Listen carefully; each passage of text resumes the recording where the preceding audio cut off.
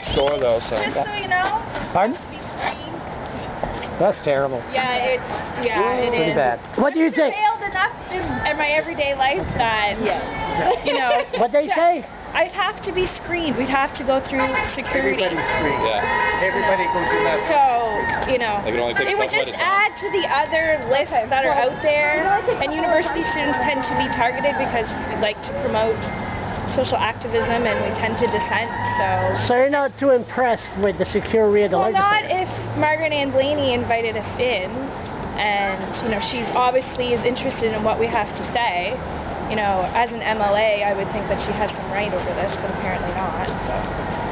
But that's all right. We're going over to the building next door so that we can tell her what we know and hear maybe what some of her suggestions are. And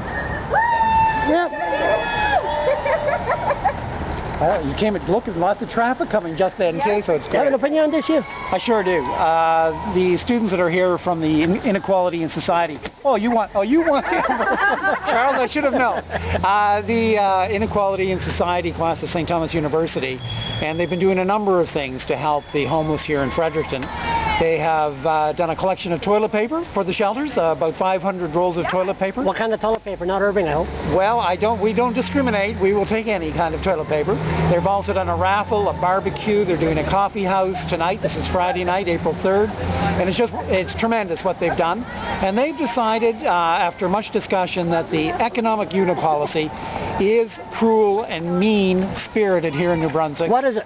The economic unit policy means that people who are receiving income assistance can't live together and maintain their checks. Either one is lost or reduced, and it means people are being told to go to the shelters. You have an opinion, you sir, on the economy unit policy? Oh, this is David Albert, Brian Duplessis. Certainly, Mr. Duplessis and I have met on a number of occasions, and I've actually invited various organizations to participate in our policy process. There are huge issues with the economic unit policies of the province of New Brunswick, and it certainly in many ways doesn't make sense. How come the Conservatives didn't do anything when they were in power? You weren't the leader, just for the record. I certainly those are decisions that we had made. I'm certainly inviting people to be part of our policy process as we go forward.